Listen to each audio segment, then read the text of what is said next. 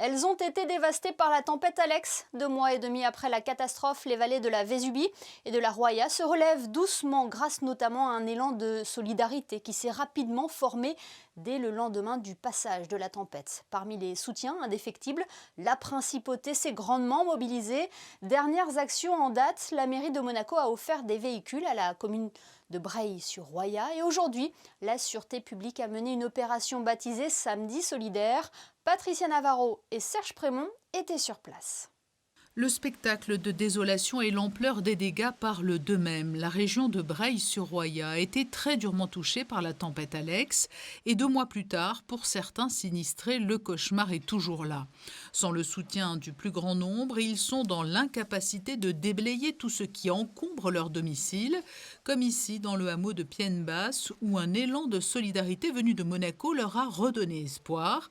À l'initiative d'un salarié de la Sûreté publique monégasque, créateur de l'application Aide une vallée, des bénévoles se sont spontanément proposés pour apporter une aide non négligeable. On a constaté que c'était très difficile de coordonner les sinistrés et les bénévoles.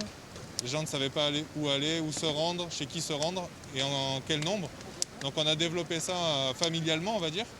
Et maintenant, ça permet de remettre directement, c'est le circuit court entre la demande des sinistrés et les bénévoles qui va l'aider. 3 associations de la sûreté publique se sont mobilisées, ainsi que des employés de la maison d'arrêt, des jeunes, la Croix-Rouge, présente sur tous les fronts, et même l'aumônier de la sûreté publique.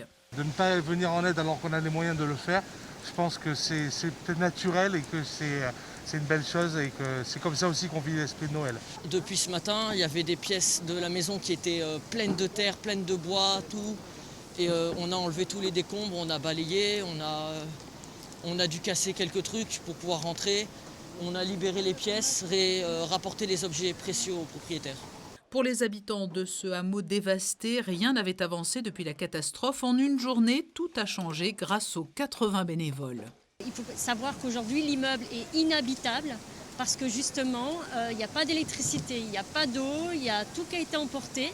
Et la rivière nous a déposé tout ce qu'elle n'a pas voulu garder. Donc si ces gens-là, ils n'avaient pas été là aujourd'hui, tout ça n'aurait pas été possible. Et malgré ce bel élan, les besoins restent criants. Toutes les initiatives permettant d'aider les sinistrés des vallées sont répertoriées sur l'application Aide une vallée. Tout le monde, à son niveau, peut effectuer une belle action.